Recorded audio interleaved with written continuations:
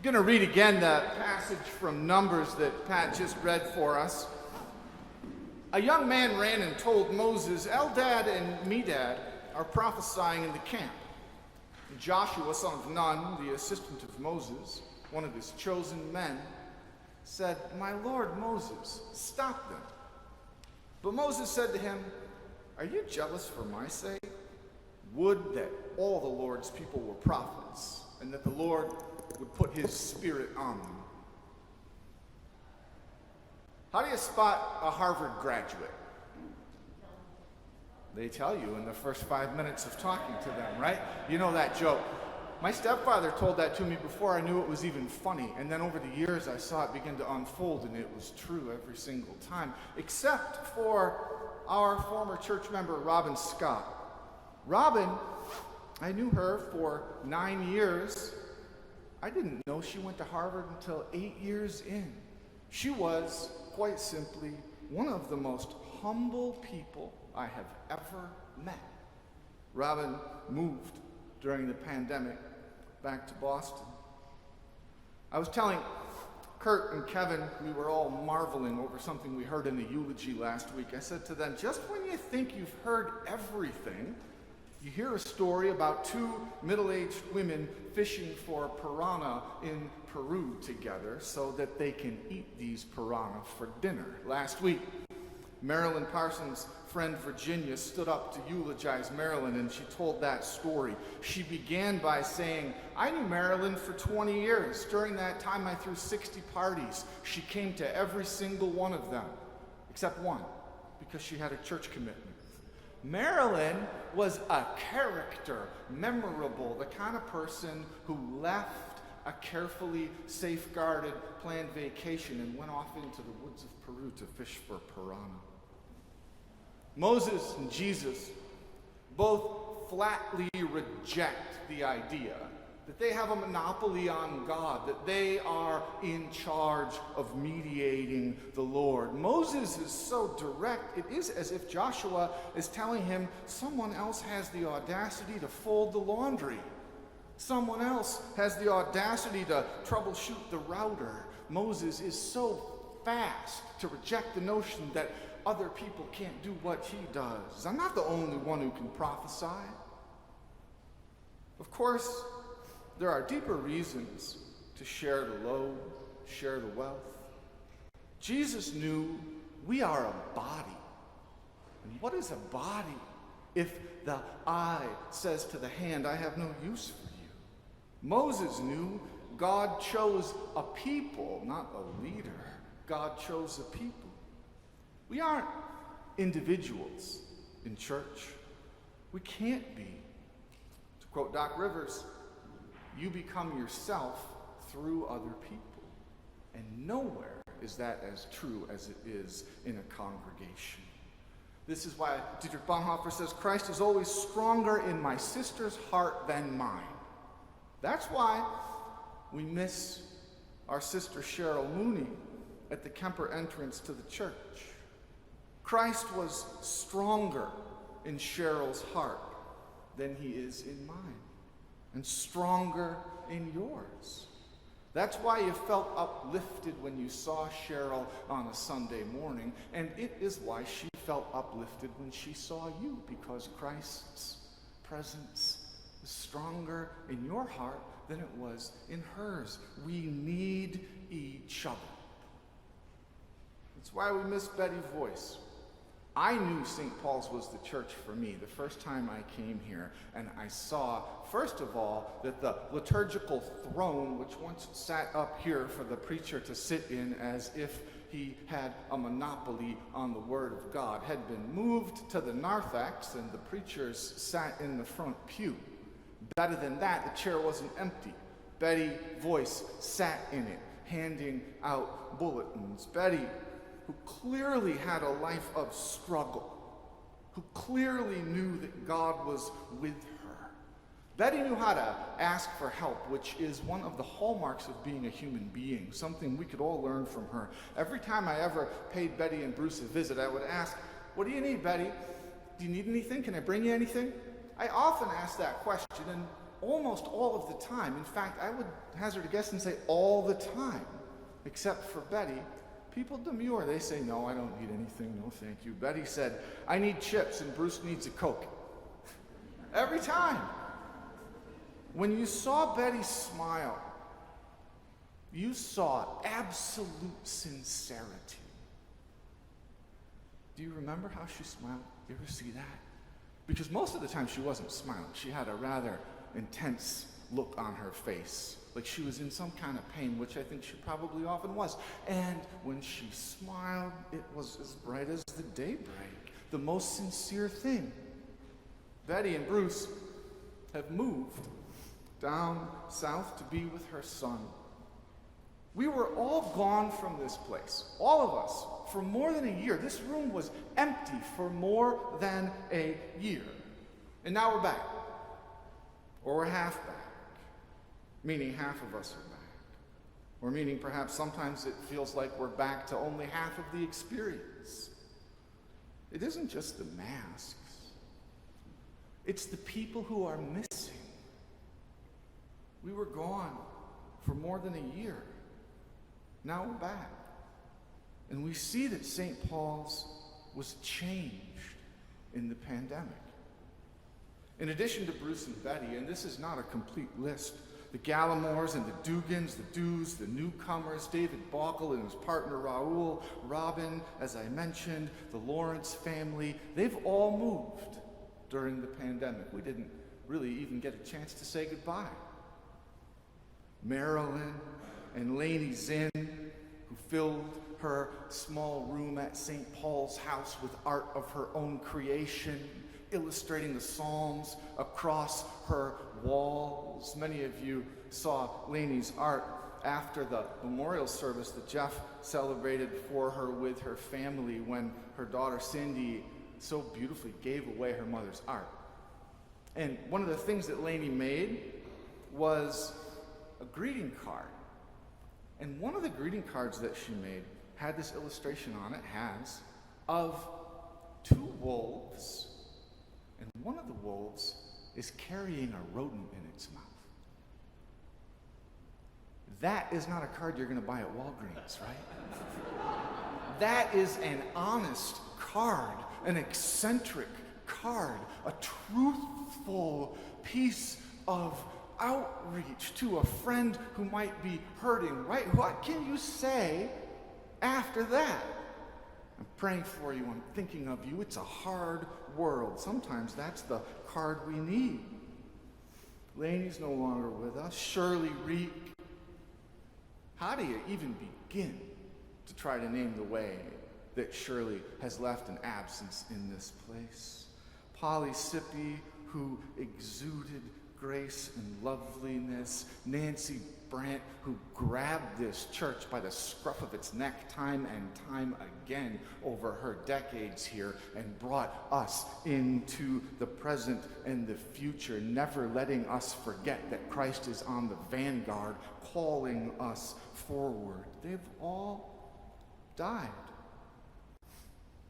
Last week, I was looking at the landscaping outside the church, and I thought, we need some work.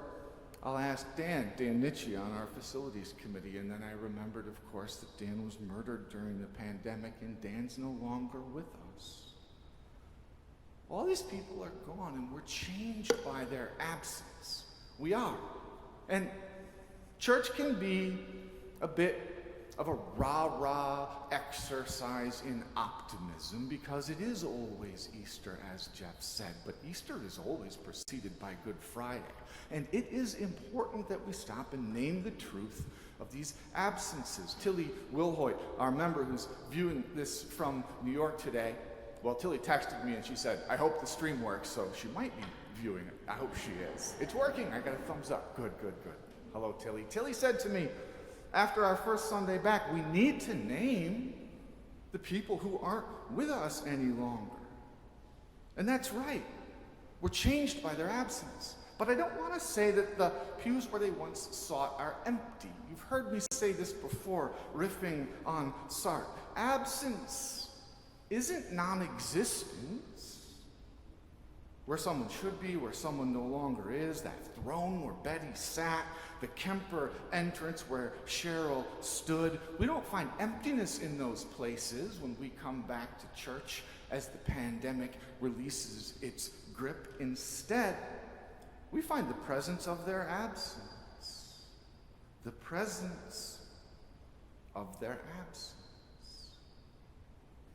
When someone you love dies, you can remember how they smelled, right? That clean citrus scent my father wore. I can still hear the way his laughter rang out across the parsonage I grew up with. Absence isn't non-existence. And so, what we are called to do when we are gifted by God with people to love, we're called to listen to them, to memorize their loveliness, to contemplate their unlikability, to absorb their scent, their sound, their complexity, their fullness. If you learn the other people that you're in church with so well that you carry an awareness of them around with you, when you do this, when they move, when they die, when things change, their absence takes on substance. And your bone-deep consciousness of their particular individuality, of exactly who Bruce Voice was, it creates these contours that outline an absence. And that absence has substance. But that substance isn't guaranteed. If we keep our face in our phone, go it alone, never embrace the fullness of the people who are around us, when they're gone, there won't be an absence. There won't be anything, not even grief. At best, you'll get a sort of incoherent sense of emptiness. But to grieve the fact that someone you love moved, right? Even though you can still see them, the fact that they are not here, to grieve them is painful, but to grieve them is to love the absence that they left behind and to be loved by it. To grieve Cheryl is to walk through those doors and to feel her greeting you. That's a gift. When I was a kid, I had a friend in church named Reed Greenwood. I think I've told you about Reed before. He went on to fly helicopters for the Army. You could have predicted that when he was 7 years old. When he was 9, he was this intense boy. I was 7, 2 years younger than him. I revered him. He's the first person I ever knew who played hooky from Sunday school. I didn't realize you could do that. Reed was a remarkable person. We had a Sunday school teacher who'd been with us in our combined class since we were little children. I'd known her all my life. Her name was Julia, and she was the most pious woman I have ever known. So as a kid, I was simultaneously impressed by Reed's impiety and really moved by this other adult who prayed so fluently and eloquently and easily, who clearly cared about me as a little kid. So we're on a church retreat one time, and Julia is praying in the morning. She's had coffee. The sun is on her, the lake is in front of her, crisp fall day, about 50 degrees in the morning, and I see Reed sneak up behind her with a pot of water he's filled at the retreat center's kitchen, and he dumps it over her head. And she stood up, this holy woman, and she cursed this kid out so roundly. I mean, it was incredible. Cursed like a Sunday school teacher, not a sailor. It was amazing. In fact, it was so much that it scared me. I remember feeling slightly terrified. My dream of the church was broken for a moment, at least.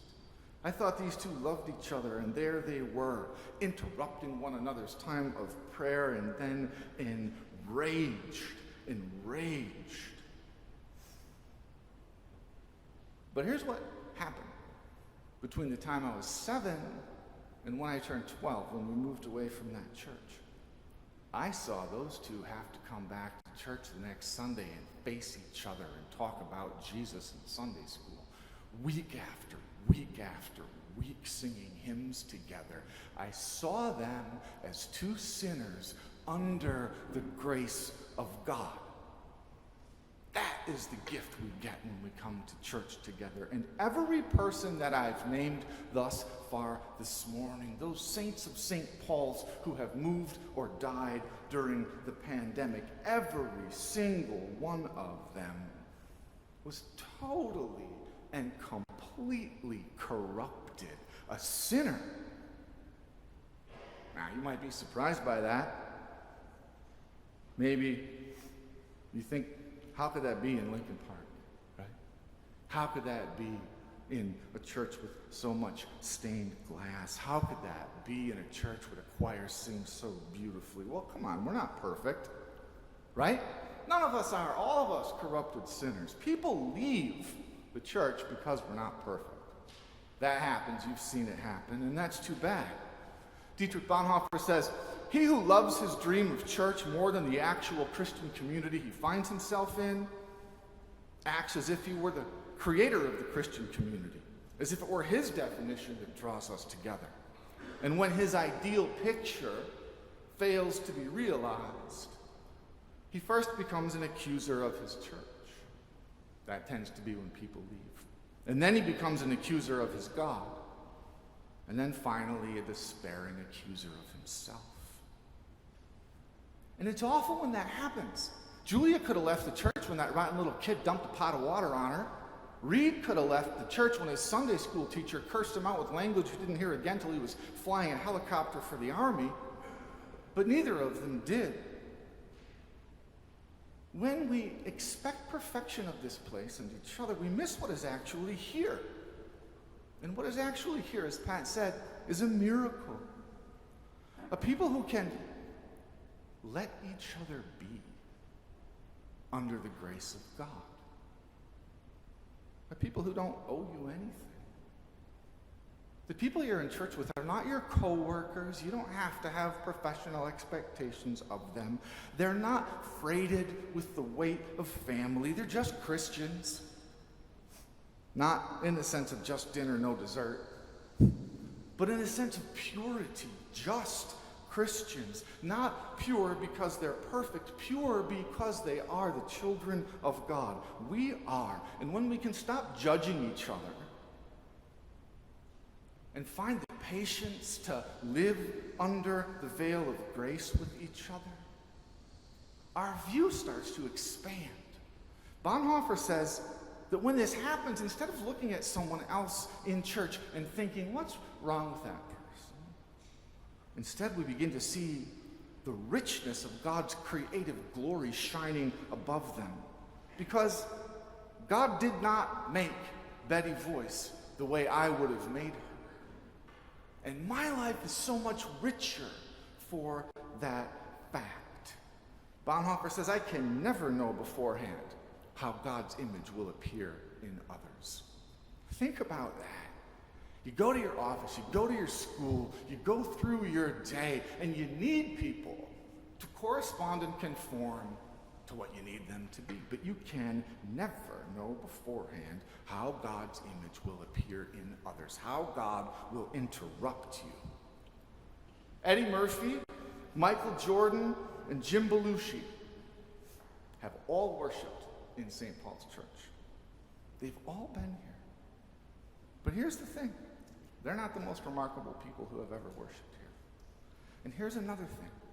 Before Laney, before Corey Gallimore, before Bruce and Betty, before Cheryl Mooney, before Dan Nietzsche, before all these people, other essential, irreplaceable members of St. Paul's who were eccentric and electric and utterly unique, others who came before those folks moved or died, left an absence behind them. I wrote one of my favorite emails I've ever written last week. I wrote Fred Trost, who was Tom Henry's predecessor. Tom is my predecessor. And I wrote Tom, and I wrote Pastor Jeff. And I asked them, who are some memorable people, electric, eccentric, unique saints of the church who aren't here any longer? Fred said, Viola Stern She worked for the telephone company. This is in the 1950s. And she took care of her invalid sister with whom she lived. It was a great challenge, but Viola never gave up. For years, Viola also looked after another member of the church who was in a convalescent home on the far north side. She didn't drive. She took the bus every Saturday to visit this other member of the congregation on break from taking care of her sister. And she'd do more than talk, and she'd do more than listen. She'd gather this woman's soiled linens, get back on the bus, take them home, wash, press, fold them, and then do it again the next Saturday, dropping the clean laundry off. Fred says, I remember how she would take her friend's false teeth and scrub them and gently place them back in her friend's mouth. And then they would say the Lord's Prayer together. Remarkable. Viola Stern shaped your character because you're here. Because the people who were here before us memorized the contours of her loveliness, and her absence rang out. She is shaping you right now. Tom said, Mrs. William Klug. I never knew her by any other name, Mrs. William Klug. She was well into her 80s when I came to St. Paul's during the time of the Vietnam War and the Civil Rights Movement. I had her pegged as one of our strict German conservatives. One day I came into the church to see her at the bulletin board, her back to me, dressed in one of her long black dresses with sensible shoes and a hat, always a hat. And when she walked away, I could see she had left a flyer on the board. It read, "Ban the B-1 bomber." Jeff said, there was a man named Len Johnson whom I sang bass to, sat next to, singing bass when I first joined the choir. Len would ride his adult-sized tricycle to church down the sidewalks of Fullerton Avenue. Len Johnson, in his courage and eccentricity, shaped your character, shaped my character. And they were shaped by 7 generations who came before them. 178 years, right? Some of them 6 generations, maybe even 5. But they were shaped by the people who were here before them and shaped by the absences those people left. And we are shaped by them as well. And someday each one of us is going to leave an absence in this place. My prayer and my hope, my expectation, is that each of us will leave an absence as outsized and unique and beautiful as the absence of the saints I mentioned today. And when that happens, St. Paul's will be healed by the absence, healed by it. And the risen Christ will step in, and this church will thrive because of the way your character was shaped by the characters of the people who came before you in this place. So we're not half back. We might be here more completely than we've ever been. Alleluia and amen.